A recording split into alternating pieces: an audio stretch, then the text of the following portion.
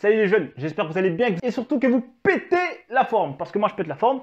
Là, on va aller en direction du club de Montrouge. Montrouge, on va aller voir le coach des U17 NAS, Samy. C'est un coach que j'ai pu voir à plusieurs reprises sur le bord du terrain. C'est techniquement, tactiquement, il est très très fort. Du coup, je vous présente le club de Montrouge, les U17 nationaux, et surtout, je vais lui poser des questions, avoir son retour d'expérience, comme j'ai pu le faire avec toutes les autres vidéos et tous les autres coachs. Donc voilà, c'est parti. Salut Samy, ça me fait plaisir d'être ici à Montrouge et j'ai eu l'occasion de te voir à plusieurs reprises sur les bords de terrain. Et sincèrement, pas pour te lancer des fleurs ou ni quoi que ce soit, mais pour moi, tu fais partie de ces très bons coachs de la région parisienne.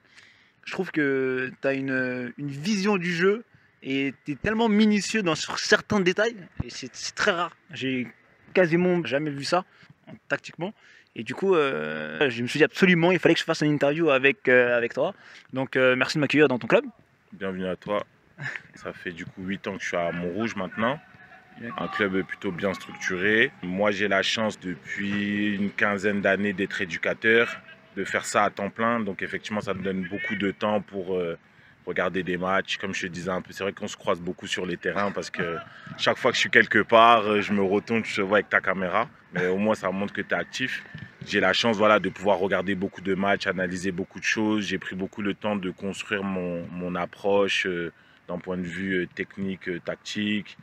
Ouais. Donc c'est vrai que au final, je m'inspire de choses qui me parlent. J'essaie d'aller piocher un peu à gauche, à droite les choses qui correspondent à ma vision du foot. Et au final, Montrouge me donne l'opportunité depuis, comme je te dis, 8 ans aujourd'hui, de mettre en place mes idées et de les confronter depuis cette année au plus haut niveau. Je vois que tu es très exigeant avec tes joueurs à chaque fois. Pourquoi autant d'exigence en fait? Je suis exigeant avec mes joueurs, d'ailleurs avec mes coachs aussi, parce que, comment je vais dire ça, après c'est peut-être une histoire personnelle dans le sens où je pense que moi, quand j'étais jeune, j'aurais aimé qu'on soit un peu plus exigeant avec moi. C'est un peu ce que je pense.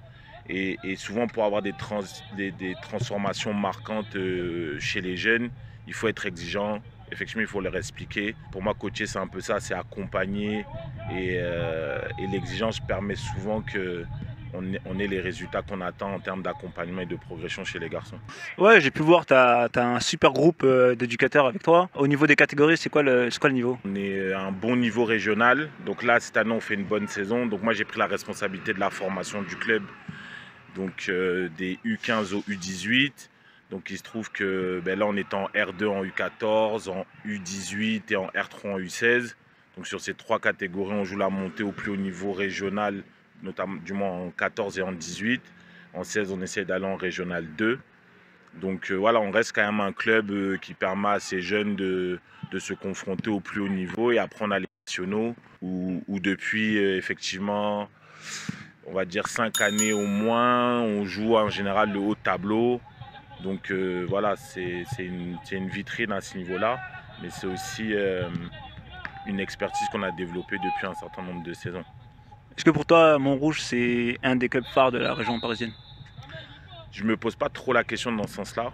Objectivement, phare, je ne sais pas en fait c'est quoi les critères, mais je pense qu'on a un club qui côtoie quand même le haut niveau, notamment avec les échanges qu'on peut avoir avec les structures professionnelles qu'on affronte ou avec lesquelles on échange tout simplement, qui fait qu'on reste, je pense qu'on est quand même un club élite de la région, un club où un jeune peut avoir un encadrement de qualité et qui peut l'accompagner vers ceux qui ont des ambitions d'aller au plus haut niveau. Ouais.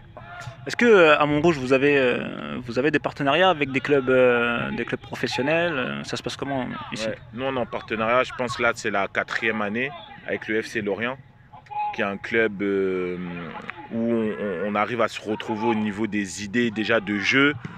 Donc c'est un club qui nous correspond bien. On se retrouve aussi parce que sur la démarche de formation, c'est un club qui est un peu plus dans le détail. Et donc notre partenariat, c'est un partenariat qui est très riche. On a beaucoup d'échanges.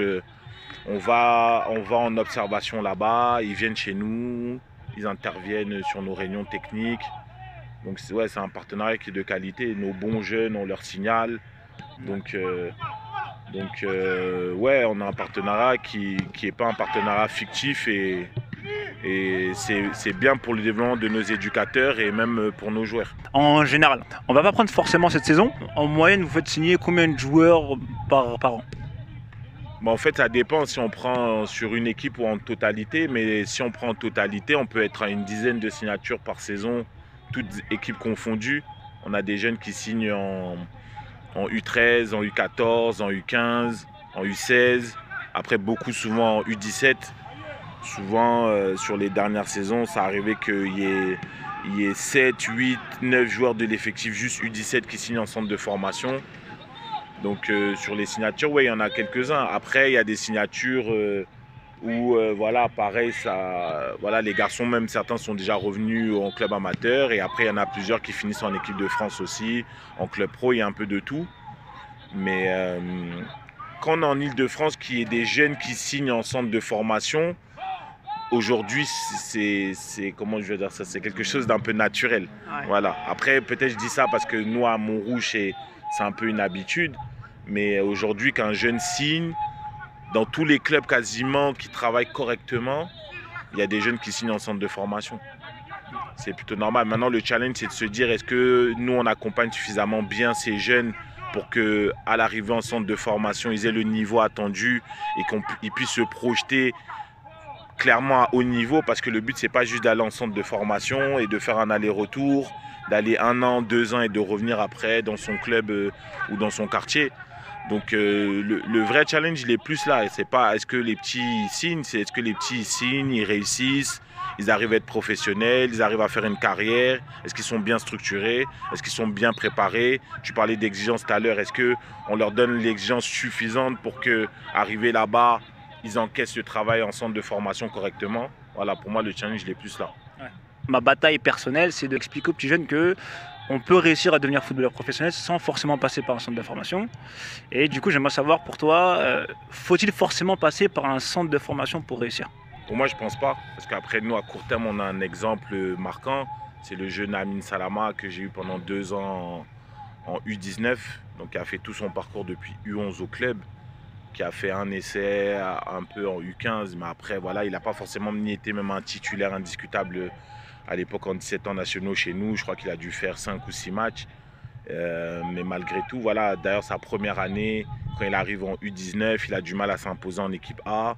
Donc, il joue beaucoup avec la réserve, mais il joue quand même avec l'équipe A. Après, en deuxième année, il a un développement physique, donc il va au bout de sa maturation. Donc, qui fait que, voilà, à un moment donné, il commence à aller un peu plus vite. Et même, on sait une maturité psychologique aussi qui suit. Il commence à être un peu plus rigoureux, appliqué, etc. Donc, en fait, il a fait son parcours à Montrouge. Et au final, là, il est en senior chez nous depuis 2 ans. Il a signé un contrat amateur avec Dunkerque au mois de décembre, en ayant commencé la saison en R1 chez nous. En janvier, février, il a fait son premier match en Ligue 2. Ça s'est enchaîné très vite. Je crois que là, il doit avoir fait déjà 5 ou 6 matchs en Ligue 2. Et derrière, bon, comme il n'avait pas forcément protégé en termes de contrat, il s'est engagé avec le SCO d'Angers. Donc là, il a un contrat professionnel de 4 ans, je pense, avec le SCO d'Angers, en n'ayant effectivement jamais été en centre de formation et surtout en n'ayant même pas été un joueur, comment je veux dire ça, confirmé. Voilà, c'était pas genre le meilleur joueur en 17 ans nationaux chez nous ou ce genre de choses. Donc avec son travail et son talent de base, parce que par contre en U13, c'était vraiment un bon joueur. Je pense qu'il lui a fallu beaucoup de temps pour retrouver sa virtuosité qu'il avait en U13, mais il a fini par la retrouver à un moment donné. Et comme il a persévéré, il a travaillé, ça a fonctionné. Donc moi je pense que, on n'a pas forcément besoin, nous dans notre région en tout cas, je ne parlerai pas des autres régions, parce que je pense qu'il n'y a pas la même adversité dans toutes les régions de France. Mais pour un jeune francilien, je pense qu'il peut se développer dans sa région sans souci. Et que surtout, on est aujourd'hui avec un nombre de clubs de haut niveau dans la région qui travaillent correctement. On sait faire, on voit les résultats des clubs franciliens en 17 ans nationaux, en 19 ans nationaux. Donc on sait faire, on sait se confronter à ces centres de formation-là. Donc nos garçons ne sont pas lésés en fait. Donc voilà, je pense que si on persévère avec le bon encadrement et un peu de réussite, ça peut le faire. Qu'est-ce que tu penses du fait de signer tôt en centre de formation à l'âge de 13 ans, 14 ans? Est-ce que pour toi c'est le bon moment? Pour moi c'est un pari. C'est limite comme quand on prend un ticket de loto, on se dit voilà, il y a des chances de gagner. mais il y a beaucoup de chances de perdre aussi. Donc aujourd'hui, après, je comprends la stratégie des clubs professionnels parce qu'à un moment donné, si le petit il a 15 ans et qu'à un moment donné, à 15 ans, on commence à avoir des choses un peu plus claires chez les joueurs, peut-être que ce sera impossible de toucher ce profil-là. Donc ils font des paris, ils s'engagent avant. Maintenant, est-ce que c'est dans l'intérêt des garçons? Faut voir. Moi, je ne suis pas convaincu par ça parce qu'il y a tellement d'incertitudes en termes de développement déjà physique, mais même psychologique. Et tu signes un garçon à 13 ans, tu ne l'as pas tout de suite. Donc même ces 2 années après la signature, il est déjà même plus dans le même état d'esprit entre avant avoir signé et après avoir signé. Donc souvent les 2 ans qui passent avant de partir, ça peut être 2 ans qui atténue son potentiel de départ. Je pense que c'est un peu tôt, mais ça peut être compréhensible. Moi je pense que les meilleurs départs, je suis sûr que le pourcentage de réussite doit être plus haut aussi. C'est les départs après les 17 ans nationaux notamment. Je pense que le club pro qui signe un joueur après les 17 ans nationaux, il se projette à plus long terme avec lui et il se projette sur quelque chose d'un peu plus clair. Beaucoup de choses qui sont avancées dans le développement du garçon et on a un peu plus de certitude sur le joueur qui sera en senior. Bon, c'est cool. En tout cas, on va rester sur cette fin-là. Merci beaucoup, Samy, pour la chaîne YouTube, pour la communauté Football Evolution. Et je te dis, écoute, on se croisera sur les terrains forcément au week-end prochain. Quoi qu'il arrive, on reste en contact. Okay. Merci à toi. Salut, merci.